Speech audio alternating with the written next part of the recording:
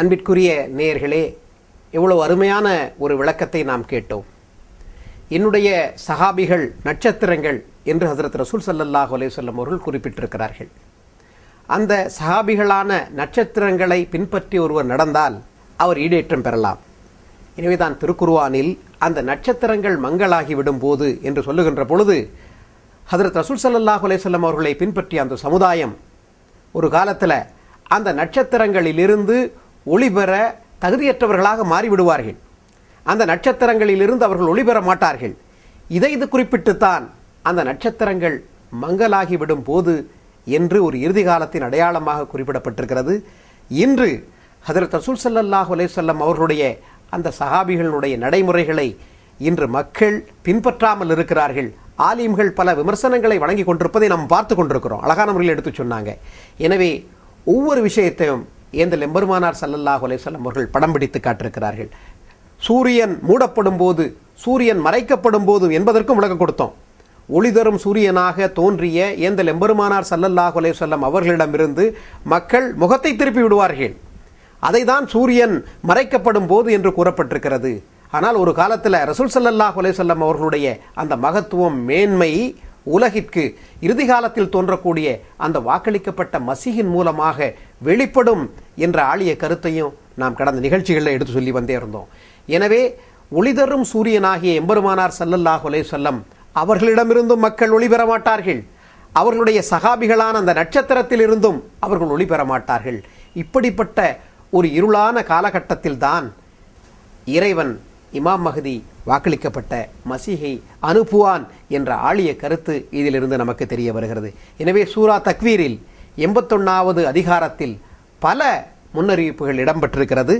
அதற்கு அடுத்த வசனத்தில் மலைகள் அகற்றப்படும் பொழுது என்று சொல்லப்பட்டிருக்கிறது. எனவே இவற்றிற்கும் நாம் நம்முடைய நேயர்களுக்கு விளக்கமளித்தால் அவர்கள் மிக தெளிவான முறையில் இறுதி காலத்தில் நிகழக்கூடிய ஒவ்வொரு அடையாளங்களையும் தெரிந்து கொள்ள அது வசதியாக அமையும். வைதல் ஜிபாலு சுயிரத்து, மலைகள் அகற்றப்படும் போது என்று அடுத்த வசனத்தில் வருகிறது. நாம் இதுவரைக்கு ஒவ்வொரு வசனங்களும் எடுத்து கூறும்போது அந்த வசனங்களுக்கு அரபியில் உள்ள கருத்து என்ன என்பது கூடி கூறித்தான் விளக்கி வருகின்றோம். அதே போன்று குர்ஆனில் உள்ள மற்ற ஆயத்துகளுக்கும் முஹம்மது முஸ்தபா ஸல்லல்லாஹு அலைஹி வஸல்லம் அவர்களுடைய விரிவுரைகளுக்கும் ஏற்பதான் நாம் விளக்கி வருகின்றோம். நுஜூமு நட்சத்திரங்கள் என்பது நெஜ்மு நட்சத்திரம் என்பதனுடைய பன்மை. நெஜ்முக்கு அல் அஸ்லு வெயர் உள்ளது, உண்மை உள்ளது என்பது கூடி அரபியில் கூறப்படும். அதே போன்று ஹுவமின் நெஜ்மி சிதுகின் என்று அரபியில் சொன்னால் அதற்கு அர்த்தம் அவர் உண்மையாளர், அதே போன்று உயரிய குடும்பத்தினர் என்ற அர்த்தம் இருக்குது. இதே போன்று லைசா லிஹாதல் ஹதீசி நஜ்முன், இந்த ஹதீஸுக்கு நெஜ்மு கிடையாது, நட்சத்திரம் கிடையாது என்ற வார்த்தை பயன்படுத்தும் போது அதுக்கு அசல் கிடையாது, அடிப்படையற்றது என்ற அர்த்தம் கிடைக்கும். அப்போ நட்சத்திரம் என்பதுக்கு மனிதரில் உயரிய மக்களே, உண்மையாளர்களே கூறப்படும். அதனால்தான் முஹம்மது முஸ்தபா ஸல்லல்லாஹு அலைஹி வஸல்லம் என் சஹாபாக்கள், என் தோழர்கள் நட்சத்திரங்களே போன்றவர்கள் என்று கூறியிருக்கின்றார்கள். ஜிபாலின் என்பதுக்கும் வைதல் ஜிபாலு சுயிரத்து, ஜபலு என்றால் குல்லு ஒத்ததின் ஃபில் அர்லி அசுமா ஒத்தாலா, பெரியதும் சிறிதுமான எந்த குன்றுக்கும் ஜபல் என்று சொல்லப்படும். மலைகளுக்கு பொதுவாக வெளிப்படையான நிலைமையில் ஜபல் என்ற வார்த்தை பயன்படுத்தப்படும். ஹிலாஃபு சாஹிலி, கடற்கரை ஓரங்களுக்கு எதிர்ச்சொல். சாஹில் என்றால் கடற்கரை ஓரங்கள், அதற்கு எதிர்ச்சொல்லும் ஜபல் என்பதுதான் அரபியில் பயன்படுத்தப்படுகின்றது. ஆனால் ஜபலுன் என்ற வார்த்தை மலை என்ற வெளிப்படையான அர்த்தம் அல்லாமல் அதுக்கு உள் அர்த்தமும் அரபியில் இருக்கின்றன. சையதுல் கௌமி வ ஆலிமுஹும், ஒரு சமுதாயத்தினுடைய தலைவர் அல்லது அறிஞருக்கும் ஜபலுன் வெளிப்படையான நிலைமையில் மலை என்ற அர்த்தம் இருந்தாலும் அதுக்கு உள்ளர்த்தம் சையீதுல் கௌம், சமுதாயத்தினுடைய தலைவர் அல்லது அறிஞர் என்பது கூட இருக்கின்றன. செய்யரா என்பதுக்கு அகற்றப்படும், ஜாலஹு சாயிரா, அதனை அகற்றப்படும் என்பது அர்த்தம் இருக்குது. ஜஅலஹு யசீரு பைனன்னாஸ், செய்யரா என்று ஒரு சொல்லு கூட சேர்த்தி சொன்னால், அரபியில் உள்ள ஒரு சொல்லு கூட சேர்த்தி சொல்லும்போது அந்த சொல்லே மக்கள் மத்தியில் பரப்பப்படும் என்ற அர்த்தம் கிடைக்கிறது. இன்னொன்று செய்யரமின் பலதிகி, ஒரு நபரே ஒரு ஊரிலிருந்து செய்யரா என்ற வார்த்தையை பயன்படுத்தி அகற்றப்படும் என்று சொன்னால் அஹ்ரஜஹு வாஜிலாஹு, அவரை நாடு கடத்தப்படும் அல்லது வெளியேற்றப்படும் என்ற அர்த்தம் கிடைக்கிறது. சுயிரத்தில் ஜிபால் என்பதற்கு மலைகள் அகற்றப்படும், தகர்க்கப்படும் என்ற அர்த்தம் வெளிப்படையான நிலைமையில் இருக்கிறது. இன்னொன்று தலைவர்களும் அறிஞர்களும் ஊரிலிருந்து நாடு கடத்தப்படும், வெளியேற்றப்படும் என்ற அர்த்தமும் கிடைக்கும். இந்த ரெண்டு நிலைமையிலும் இறுதி நாட்களில் இந்த அடையாளம் தெல்ல தெளிவாக நிறைவேற்றியுள்ளது என்பது நாம் பார்க்கின்றோம். மலைகள் தகர்க்கப்படுகின்ற ஒரு நிலைமை அனைத்து மலைகளிலும் நாம் பார்க்கின்றோம். சாலைகளும் பாதைகளும் உருவாக்கும் போது டைனாமெட் யூஸ் பண்ணி அல்லது மற்ற மிஷின்கள் யூஸ் பண்ணி மலைகள் தகர்க்கப்பட்டு தான் இப்பொழுது அனைத்து மலைகளிலும் சாலைகளும் பாதைகளும் உருவாக்கப்பட்டுள்ளன. வேற எந்த காலத்திலும் இவ்வளவுக்கு மலைகள் அகற்றப்படுகின்ற ஒரு காலம், தகர்க்கப்படுகின்ற ஒரு காலம் வரவே இல்லை. இறுதி நாட்களில் குர்ஆனில் கூறப்பட்டுள்ள சுயிரத்தில் ஜிபால், மலைகள் தகர்க்கப்படும், அகற்றப்படும் என்பது இவ்வளவுக்கு தெளிவாக நிறைவேற்றப்பட்ட ஒரு காலம் உலகம் தோன்றிய நாள் முதல் இன்னைக்கு வரைக்கும் நாம் பார்க்கவில்லை. உலகத்தில் அனைத்து மலைகளிலும் இது நாம் பார்க்க முடியும். இன்னொன்று, அறிஞர்களும் தலைவர்களும் ஊர்களிலிருந்து வெளியேற்றப்படும், நாடு கடத்தப்படும் என்ற அர்த்தத்தில் எடுக்கும்போது அதுவும் இந்த இறுதி நாட்களில் பல்வேறு ஊர்களில் நிறைவேற்றப்பட்டதாக நாம் பார்க்கின்றோம்.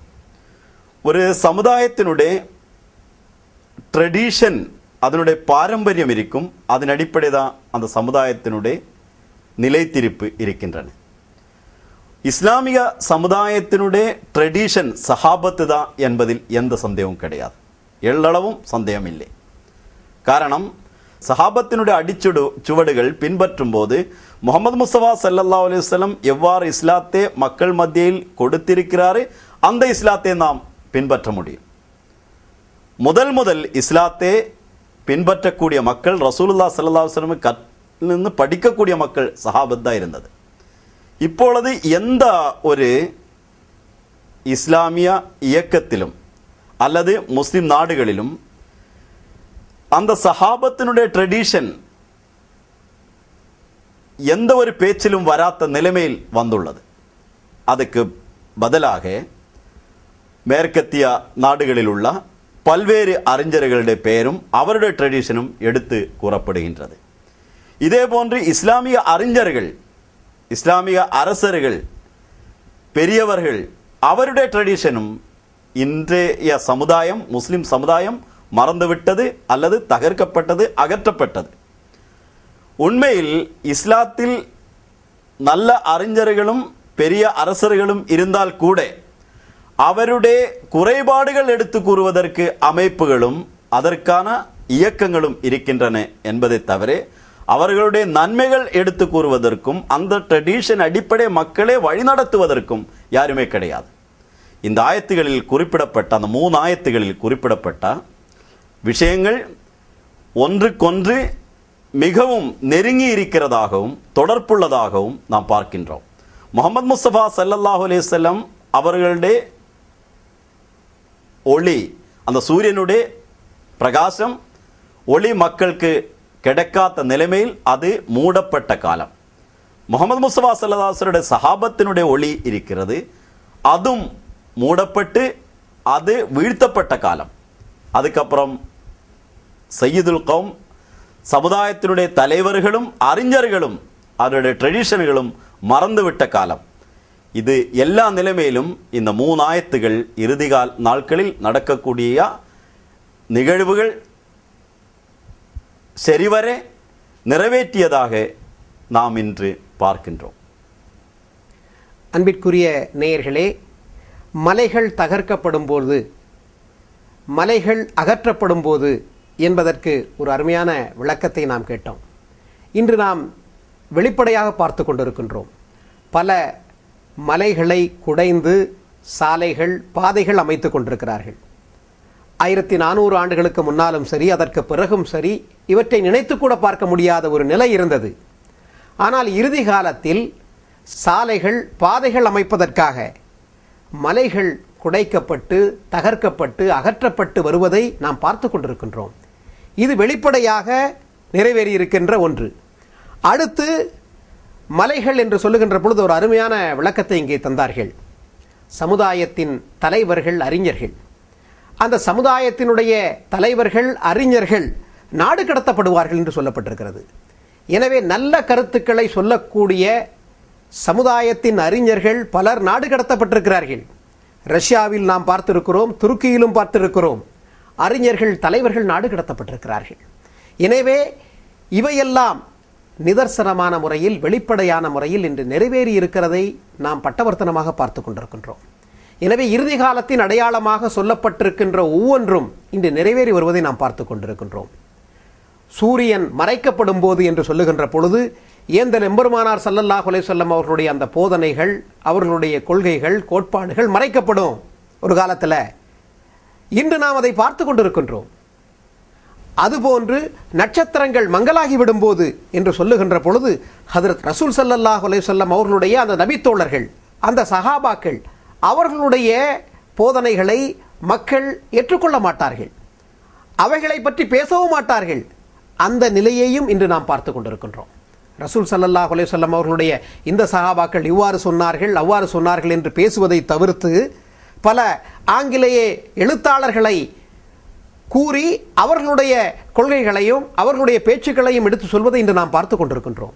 ஒரு பக்கம் சூரியன் மறைக்கப்படும் போது என்பது ஹஜ்ரத் ரசூல் ஸல்லல்லாஹு அலைஹி வஸல்லம் அவர்களுடைய அந்த போதனைகள், கொள்கைகளை மக்கள் மறந்து விடுவார்கள். இரண்டாவது, ரசூல் ஸல்லல்லாஹு அலைஹி வஸல்லம் அவர்களுடைய அந்த சஹாபாக்கள் என்கின்ற அந்த நட்சத்திரங்கள் தருகின்ற ஒளியிலிருந்தும் அவர்கள் பயன்பெற மாட்டார்கள். மூன்றாவது, மலைகள் அகற்றப்படும் பொழுது என்று சொல்லுகின்ற பொழுது சமுதாயத்தின் தலைவர்கள், அறிஞர்கள் காலங்காலமாக வழி வழியாக அவர்கள் செய்து வந்ததையெல்லாம் மக்கள் மறந்து விடுவார்கள்.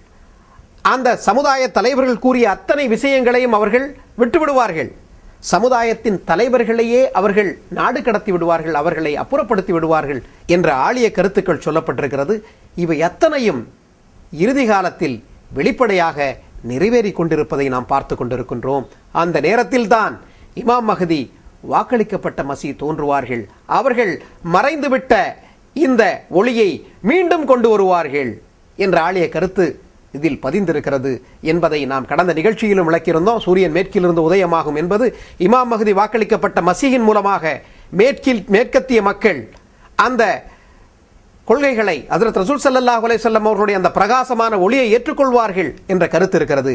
எனவே இறுதி காலத்தில் இவையெல்லாம் மங்கலாகி அகற்றப்படுகின்ற நிலையில் இமாம் மஹதியின் மூலமாக ஒரு மறுமலர்ச்சி ஏற்படும் என்ற ஆழிய கருத்து இதில் சொல்லப்பட்டிருக்கிறது. தொடர்ந்து நம்முடைய நிகழ்ச்சிகளை நீங்கள் பார்த்து வாருங்கள். மிக அருமையான விளக்கங்களை ஹஜ்ரத் மிர்சா குலாம் அஹ்மத் காதியானி அலைஹிஸ்ஸலாம் அவர்கள் வழங்கியிருக்கிறார்கள். அவைகளை உங்களோடு பகிர்ந்து கொள்ள நாங்கள் காத்திருக்கிறோம் என்று சொல்லி இந்த வகையில் இந்த நிகழ்ச்சியை இன்று நாம் நிறைவு செய்கிறோம். இன்ஷா அல்லாஹ் அடுத்த ஞாயிற்றுக்கிழமை சந்திப்போம். அஸ்ஸலாமு அலைக்கும் வரஹ்மத்துல்லாஹி வபரகாத்துஹு.